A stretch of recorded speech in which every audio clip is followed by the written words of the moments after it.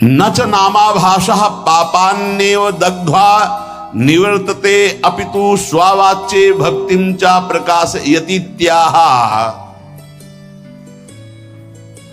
नाम की तो बात जाने दो, नामाभासी तुम्हारे पापों का सर्वनाश कर देता है। जैसे आप पूरा नाम कहना चाहते थे राम, लेकिन रा उच्चारण किया, मां नहीं कह पाए, शरीर छूट गया तो आपको भगवत प्राप्ति हो जाएगी।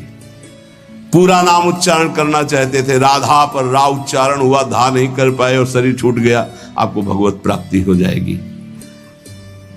यदा भासोप्यद्युन कवलित भवध्वांत विभवो दृशम तत्वाधानामपि दिशति भक्ति प्रणयनीम जनस्तस्योदात्तं जगति भगवन् नाम तरणे कृतीते निर्वक्तुम का इहि महिमानं प्रभवति।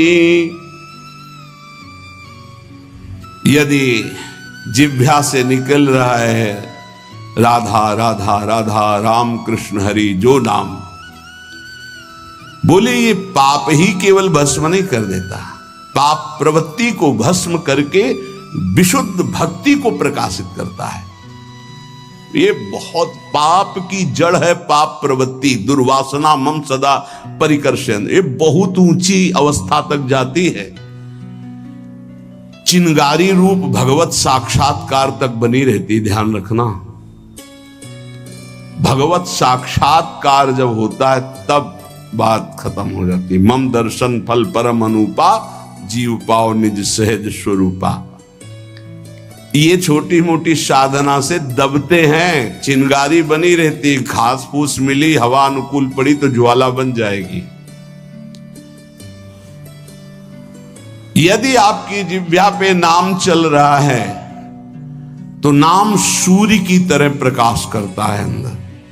कोई आंधी तूफान किसी तरह बुझा नहीं सकता। ये आग नहीं है, ये सूर्य का तेज है।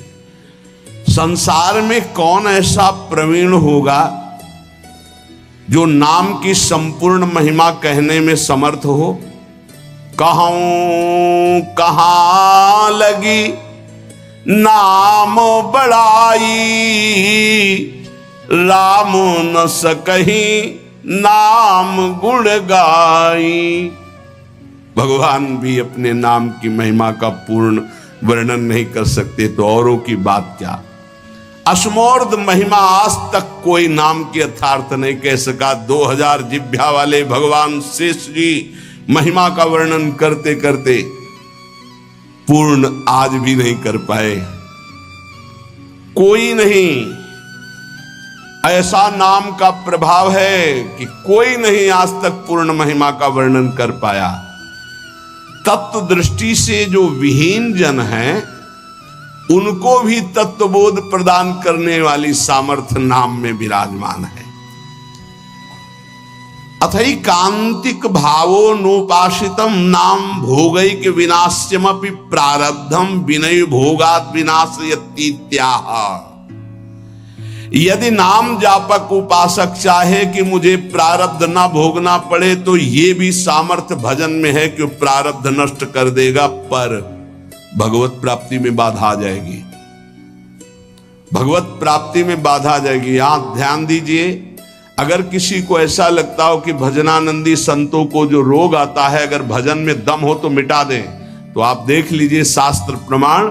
वो कह रहे अथई कांतिक भावे नोपासितम नाम भोगैक विनाश्यमपि प्रारब्धम विनय भोगात् विनाशयति। बिना भोगे प्रारब्ध का विनाश हो जाएगा भजन करने से। तो क्यों नहीं करते संत जन अपने प्रारब्ध का नाश? क्योंकि भगवत प्राप्ति में बाधा पड़ जाएगी। तो शरीर अविनाशी थोड़ी है।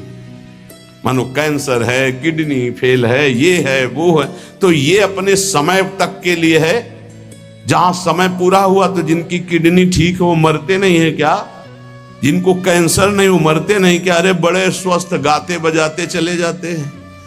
गाना बज रहा है, वो आगे गाड़ी में राधा वल्लभ श्री हरिवंश गए। समय है एक इसका, इसको ज्ञान होता है भक्त का। तो भक्त अपने भजन का प्रभाव प्रारब्ध नष्ट करने में नहीं करता, ध्यान रखना। नहीं तो शास्त्र आज्ञा करता है कि भोगैक विनाशमपि प्रारब्धम विनयो भोगाद विनाश्यति त्याह। बिना भोगे प्रारब्ध का नाश हो जाएगा। अभी तक सुनते रहे कि पूर्व पाप, संचित कर्म पाप और आगे वर्तमान में हो, ये सब अहम त्वाम सर्व पापेभ्यो मोक्षयिष्यामि मा शुचा, प्रारब्ध भोगना पड़ता है। तो अब यहां कह रहे हैं कि अगर नाम निष्ठा पूर्वक जपा जाए, अथैकांतिक, एकांतिक भाव, नाम किसी हमारे पास और कोई बल नहीं, कोई साधन नहीं, अथैकांतिक भावो नोपासितम नाम, जो भाव से नाम की उपासना करता है तो भोगैक विनाशमपि प्रारब्धम विनय भोगाद विनाश्यति त्याह। बिना भोगे प्रारब्ध का नाश हो जाएगा। जैसे श्रीधर बाबा हमको एक चरित्र सुनाए थे राधा कुंड के संत भगवान का, कि वो रोज सोहनी लगाते थे राधा कुंड में। कोई थूक दे कोई ऐसा तो उसे साफ करके राधा कुंड के जल से, कि हमारे प्रिया प्रीतम यहाँ विहरण करते हैं। और भिक्षान्न से उदर पोषण करते थे, खूब निरंतर नाम जप करते थे। एक दिन वो राधा कुंड की सेवा करके बैठे ही थे कि एक काला दुर्गंध युक्त पुरुष आया। उसने कहा, बाबा मुझे स्वीकार करो। तो बोले, कैसा? बोले, मैं 12 वर्ष का गलित रोग कुष्ठ हूं, जो तुम्हारे शरीर पे आना चाहता हूं, पर इतना भजन है कि मैं बिना आपकी आज्ञा के आ नहीं सकता। मैं प्रारब्ध हूं आपका, 12 वर्ष गलित कुष्ठ। उनका, भाई इतना समय नहीं हमारे पास कि मैं भोगूं, ये हमसे तुमसे नहीं पूछा जाएगा। हाँ, ये ऐसे बड़े भजनानंदी गुरुजनों की बात है। उनका हमारे पास समय नहीं है। दूसरे दिन फिर बाबा स्वीकार करना पड़ेगा, हम 12 वर्ष का गलित कुष्ठ 6 साल में भुगवा देंगे। नहीं हमारे पास समय। क्रम से रोज आते रहे। एक दिन आए, बोले, बाबा स्वीकार कर लीजिए, प्रारब्ध या फिर भजन से नष्ट कर दीजिए। और भजन तो नहीं देंगे, भजन नहीं देंगे। तो बोले, बाबा स्वीकार करो। तो बोले, 24 घंटे स्वीकार करने पर आप राजी रहेंगे? तो बोले, 12 वर्ष का कष्ट 24 घंटे में दूंगा, आप भोग पाएंगे? तो उनका, हमारी बात तय है। तुम पूरे 12 वर्ष का जितना कष्ट है वो हमें 24 घंटे में दे दो, मैं स्वीकार करूं। बोले, कोई औषधि नहीं, कोई पानी देने वाला नहीं रहेगा, दरवाजा अंदर से बंद करेंगे। बोले, बिल्कुल अक्षरशः ऐसा। बाबा ने अपने शिष्यों से कहा, दरवाजा बंद कर रहा हूं, आज इसी क्षण समय देख लीजिए, 24 घंटे तक कोई हमारे कमरे में नहीं आएगा, कोई विक्षेप नहीं पहुंचाएगा, हम खुद निकल आएंगे। जे ही का स्वीकार है, पूरा शरीर मवाद से युक्त हो गया, भीषण पीड़ा कराते रहे, हा कृष्ण हा कृष्ण। और 24 घंटे व्यतीत होने के बाद संपन्न हो गया। जब बाहर निकले तो तेजोमय स्वरूप किए। उन्होंने प्रारब्ध भोगा, ना कि भजन दिया। यहां कह रहे कि अगर आप भजन बल से चाहें, देखो, अगर किसी ने वस्त्र दे दिया, किसी ने भोजन दे दिया, किसी ने कुटिया बनवा दी, तो उसका प्रारब्ध लेकर भोग लेते हैं महाप। फिर अपना प्रारब्ध कैसे छीड़ कर लेंगे? विचार करो। महापुरुषों में इतनी सामर्थ्य है, वो फिर अपना प्रारब्ध क्यों? उनको विशुद्ध ज्ञान है कि शरीर नाशवान है, हम भोग सकते हैं, ये नहीं भोग सकते हैं। पर कोई भी साधक चाहे तो प्रारब्ध का नाश कर सकता है, पर साधक वही जो चाह मिटाने के लिए भजन करता है, शरीर को सुख प्रदान करने के लिए नहीं। पर हमारे शास्त्र में सिद्धांत है, अथैकांतिक भावे नोपासितम नाम भोगैक विनाशमपि प्रारब्धम विनय भोगाद विनाश्यति त्याह। एक बार भाई जी महाराज हरिद्वार में ऋषिकेश में बहुत ही हालत खराब थी, उठना बोलना बंद था, बड़े कष्ट में थे। इतने में श्री सीताराम ओंकारनाथ जी महाराज आ गए, बड़े सिद्ध महापुरुष थे। उन्होंने कहा कि कुछ मिनट भाई जी से वार्ता करनी है। तो उनका, इस समय तो नहीं हो सकती, क्योंकि बहुत शिथिल और बहुत पीड़ा है। बोले, आप सूचना दे दीजिए। तो भाई जी से कहा कि श्री सीताराम ओंकारनाथ जी महाराज पधारे हैं आपके दर्शन के लिए, कुछ संभाषण कर। ऐसे बैठ गए जिसे आराम से लेटे हो। कहाँ हैं? और गए और गंगा जी के किनारे चौकी पर बैठकर दोनों महापुरुष घंटों भगवत चर्चा हुई। और फिर आए और जे ही आके सैया पे लेटे, फिर वैसे ही। क्या ये प्रारब्ध उनके ऊपर शासन कर रहा है? नहीं। बस यही भूल संसारियों से हो जाती कि अगर भजन का ये परिणाम है कि दुख ना हो तो महात्मा को कष्ट क्यों है? नहीं, बिल्कुल कष्ट नहीं है, बिल्कुल कष्ट नहीं। तुम उसे नहीं जानते हो, तुम बाहरी ढांचे को कष्ट में देखकर कष्ट जानते हो। अगर तुम्हारे अंदर वो विवेक हो, वो सामर्थ्य हो, या कोई मशीन बनी हो, उनकी छाती में लगा के देख लो, ऐसा परमानंद विश्व में किसी को नहीं होगा जैसा भगवत भजन करने वाले को होता है। भोग के द्वारा ही प्रारब्ध का विनाश होता है, ऐसा शास्त्रों में पाया गया। पर नाम में इतनी सामर्थ्य है, प्रारब्ध कर्म भोगे बिना नष्ट हो जाएगा। नहीं तो प्रारब्ध बड़े बड़े तपस्वी ज्ञानियों भक्तों ने भी स्वीकार करके भोगा है। प्रारब्ध कर्म स्फुरण होके नष्ट हो जाएगा।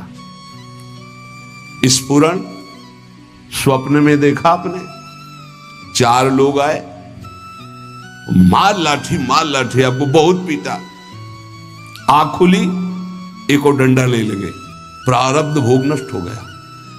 कुछ प्रारब्ध भोग भगवान भोगवा देते हैं और हजारों प्रारब्ध भोग कटवा देते हैं। हजारों प्रारब्ध भोग स्वप्न में कटवा देते हैं। विश्वास करना, भगवान बड़े लीला बिहारी हैं। अपने जनों के प्रारब्ध को बहुत मात्रा में जो लिखे हुए हैं उनको तो स्वप्न में कटवा देते हैं। कुछ ऐसे थोड़े देते हैं, और वो भी ऐसा मार होता है प्रारब्ध का भगवान के भक्तों का, जैसे कोई पड़ोसी से बालक कुछ बिगाड़ करके झगड़ा कर लिया, अब पड़ोसी मारने आ रहा है तो उसकी मैया बड़ी प्रवीण होती, दौड़ के जाती है, वो कहती है अरे रुको रुको, कहा था दुष्ट तू मानेगा नहीं। वो इतना गुस्सा करके ऊंचे हाथ उठा के, और हाथ पीठ में आते आते नरम पड़ गया और धीरे से लगा, फिर ऊपर उठा तो आसपास, अरे बहन जी रहने दीजिए, आप कहते हो तो हम मान जाते, नहीं हाथ तो इसकी खाल उधेड़ देती। ऐसा प्रारब्ध भोग भोगवाते भगवान। समझ पा रहे हो?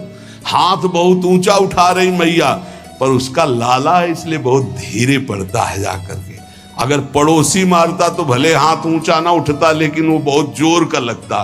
तो ऐसे ही प्रारब्ध पड़ोसी की तरह पिटाई करता है सबकी, लेकिन भक्तों के प्रति जब पिटाई होती है तो मैया की तरह पिटाई होती है। हाँ, जैसे कुम्हार नीचे हाथ लगा के ऊपर पिटाई करता है ना मटकी की, ऐसे भगवान आनंद सिंधु सत्य कह रहे हैं, आनंद का हाथ लगा करके ऊपर से प्रारब्ध को भगवा देते हैं। ब्रह्म विद्या का साक्षात्कार करने वाले महापुरुषों के संचित भस्म हो जाते हैं, क्रियमाण का नाश हो जाता है, परंतु प्रारब्ध भोगना पड़ता है।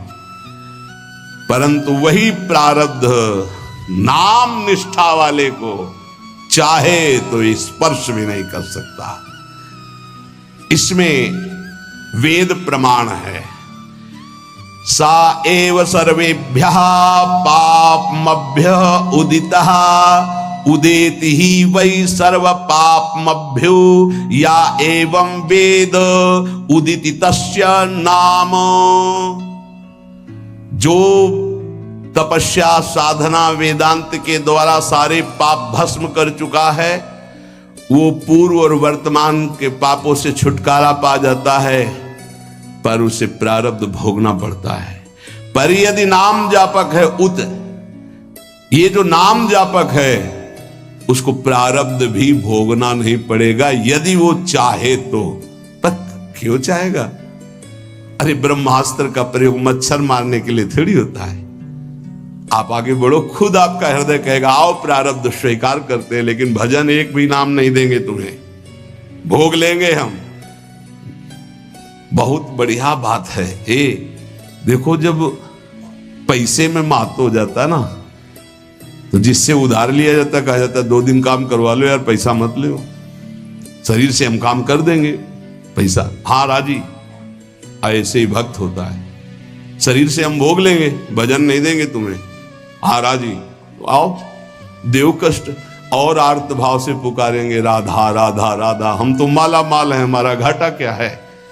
अभी शरीर छूटे तो प्रियाजू मिलेंगे, कल छूटे तो प्रियाजू मिलेंगे, 10 वर्ष बाद छूटे तो प्रियाजू मिलेंगे। जो यहां कर रहे हैं वहां करना है, यहाँ आप लोगों के रूप में बैठे हुए भगवत चर्चा हो रही है, वहां प्रियाजू के सामने प्रियाजू का यश गा करके नाचेंगे, गाएंगे, खेलेंगे, कूदेंगे अपनी स्वामिनी जी के साथ। घाटा कहाँ है हमारे पास? तद वृंदावन धाम नाम रसदम बंदामि राधापते। मैं उसी वृंदावन की उपासना करता हूं जिसके कण की आशाएं बड़े बड़े महापुरुष करते हैं। राधापति प्रिया प्रीतम ने मुझे उस रस का दान कर दिया है। ये बातें गुप्त रखी जाती है, लेकिन क्यों कह रहे हैं? हमारे विश्वास के लिए कह रहे हैं। फल दे दिया है ऐसा लिख सकते थे, लेकिन का रस दान कर दिया है। दान भिक्षुक को मिलता है। यहां हम अधिकारी नहीं हैं कि हमारी साधना का फल मिला कि श्यामा श्याम के चरणारविंद का महामाधुर्य प्रेम रस, तो इनसे बड़ा कौन साधक होगा? ये तो सिद्ध है। 88 हजार वर्ष की समाधि लगती जिसमें हम सैकड़ों बार जन्म लें और मर जाएं, तो उनकी एक समाधि के बराबर हमारा जीवन नहीं होगा। हमारे पास कुछ नहीं है, हमको कृपा से घसीटा गया।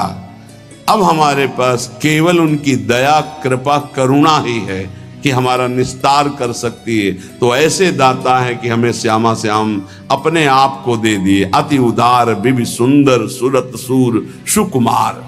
ये सुकुमार तत्व युगल सरकार महादानी हैं। ये अपना दान करने के लिए अपनी कृपा का अवतार कराते हैं। श्यामा श्याम की कृपा का अवतार कौन है? आचार्य। कृपा रूप जो वप धर्यो। तभी कहा गया महिमा तेरी कहा कहो श्री हरिवंश दयाल, तेरे द्वारे बटत हैं सहज लाडली लाल। सहज शब्द देख लीजिए, बस पंक्ति में बने रहिए। आपको ये चिंता नहीं करनी कि आपके अंदर क्या विकार चल रहा है, आपका भजन कितना चल रहा है, आप किस कोटि के साधक हैं। यहां इसका कोई गणना नहीं। यहां गणना है पंक्ति में खड़े रहो, बस इधर उधर नहीं डोलना। अगल बगल से पंक्ति लगी हुई है, वो आपको बुलाएंगे। बहुत समय हो गया खड़े रहते, कुछ मिला? बोले नहीं, अभी तो खड़े हैं। बोले आ जाओ हमारी पंक्ति में, देखो क्या बट रहा है, आनंद लीजिए। तो ऐसा ना गलती करें। ये जो शरणागति प्रिया प्रीतम की मिली, बस इसी पंक्ति में बने रहना। तो महिमा तेरी कहा कहो श्री हरिवंश दयाल, तेरे द्वारे बटत हैं सहज लाडली लाल। इसी पंक्ति से बड़े बड़े रस सिद्ध महापुरुष हो गए हैं। वैसी पंक्ति में आप भी जा रहे हैं। और पंक्ति का एक प्रभाव होता है कि चलना नहीं पड़ता, धक्के से आगे पहुंचा दिया जाता है। जब जोरदार पंक्ति लगी हो, आप बिल्कुल सेट हो जाओ उस पंक्ति में, तो पीछे से रेला आएगा, आप आगे पहुंच जाएंगे। जैसे बरसाने लाडली जी के दर्शन करने जाए ना, तो ये देखा ना, धक्का लग लग करके एकदम सामने पहुंच गए। और लाडली जी के दर्शन, बस अपने को पंक्ति में खड़ा कर दो। हमारी सामर्थ्य नहीं इस पंक्ति में खड़ा होने की। अगर अपने को पूछा जाए कि तुम्हें क्या चाहिए उस पंक्ति में खड़ा करें, तो बहुत घटिया मांग होगी। इतने रुपया दे दो, इतना मकान दे दो, दुल्हन दे दो, ये दे दो, वो दे दो। अगर हम पूछा जाए हृदय से सबके, ये खुल के बताओ तुम्हें क्या चाहिए, तो वो जब बोलेगा ना तो होश उड़ जाएगी। हम लोगों से मांगा जाए कि आप अपना प्राण, अपना जीवन, अपना सर्वस्व प्रभु के लिए न्यौछावर कर दो, नहीं करोगे। और काम भाव के लिए आप 1 मिनट में तैयार हो जाएंगे प्राण देने के लिए। पक्का समझ, 1 मिनट में ऐसे अमूल्य प्राणों को देने के लिए तैयार हो जाएंगे। कैसे? जानते हो कि अगर इस बात का परिणाम आया तो आपको आजीवन कैद या फांसी मिल सकती है, लेकिन आप उस बात को ना समझकर आप कूद पड़ते हैं। तो हमसे पूछा जाए हृदय की बात, तो संसार प्रिय है प्रभु नहीं। पर पता नहीं लाडली की कृपा, धक्का लगते लगते लाइन में लग गए। फिर पता चला ये लाइन किस क्या बटता है इसमें? बोले प्रिया प्रीतम बटते हैं इसमें। तो लगा ये हम तो न प्रिया प्रीतम चाहते थे, ना ये पंक्ति जानते थे। पता नहीं कैसे धक्का लगते हुए भीड़ में और ऐसी पंक्ति में लग गए जहां प्रिया प्रीतम बट रहे हैं। महिमा तेरी कहा कहो हाँ, आचार्य चरण बैठे हैं और प्रदान करते जा रहे हैं। श्यामा श्याम की रति, श्यामा श्याम की रति, श्यामा श्याम प्रदान करते जा रहे हैं। बोले मुझे राधापति ने रस का दान कर दिया है, अब मुझे कुछ नहीं चाहिए। कदानु वृंदावन कुंज मंडले भ्रमन भ्रमम हेम हरिन मणिप्रभम संस्मृत्य संस्मृत्य तदद्भुतम प्रियद्वयम द्वयम विस्मृति में तुम्हें खिलम। आहा, ऐसा कब होगा कि वृंदावन की कुंज कुंज में लीला चिंतन डोलूं, नील हेम मणि युगल नाम सुमिरन ते ही को घोलूं। ऐसा कब होगा? कदान वृंदावन कुंज मंडले भ्रमन भ्रमन हेम हरिन मणि प्रभम। मेरे नेत्रों में श्री श्यामा जी और लालजू की छवि छाई है और पद गुनगुनाते हुए वृंदावन की गलियों में डोल रहे। यहां चलना ही परिक्रमा और भजन है, ध्यान रखना। पक्की बात मान लीजिए हमारी, विश्वास करना। यदि संपूर्ण शरणागत हो तो तुम्हें अलग से भजन करने की जरूरत नहीं। पूरा भजन आपका हो रहा है, आपका चलना परिक्रमा हो रहा है, आपका सोना समाधि माना जाएगा। धाम में हो या भगवत आश्रित कहीं भी हो, पूर्ण शरणागति की बात कर रहा हूं। आपका हर बात बोलना यश गाना होगा भगवान का, और आपकी एक एक श्वास भजन माना जाएगा। आपका भोजन पाना भी भोग लगाना पूर्ण यज्ञ माना जाएगा। निद्रा समाधि स्थिति, एक एक कदम एक एक क्षण अब भजन करना नहीं पड़ रहा, स्वाभाविक होता है शरणागति का। ऐसा कब होगा? भ्रमण भ्रमण हमारे पैर चल रहे हैं पर मुझे पता नहीं क्यों।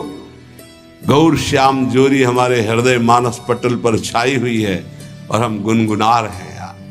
क्या अमृत है इन पदों में, बाद में जान पाओगे। अभी विष फैला है जबान में विषय भोगों का, इन नाना प्रकार के पदार्थों का, इसलिए पदों का स्वाद नहीं आ रहा। नहीं तो डूब जाओगे, डूब जाओगे, सुख में डूब जाओगे। देख सखी राधा पिय केली, देख सखी, सखी देख देख प्रिया प्रीतम का कैसा सुंदर रूप है, देखो तो कैसे बन बिहार कर। देख सखी राधा पिय केली, ये दो खोरी खिरक गिर गहवर बिहरत कुंवर कंठ भुज मेली। ये दो नवल किशोर रूप निधि बिटप तमाल कनक मनोबेली। अधर अदन चुंबन परिरंभन तन पुलकित आनंद रस छेली। ये सखी देखी, आज देखी ब्रज सुंदरी मोहन बनी केली। अंश अंश बाहुदय किशोर जोर रूप रास मनो तमाल अरुझि रही सरस कनक बेल। देख सखी नव निकुंज भ्रमर गुंज मंजु घोष प्रेम पुंज गान करत मोर पिकन अपने सुरसों। मदन मुदित अंग अंग बीच बीच सुरत रंग तो पल पल हरिवंश पीवत नयन चसक।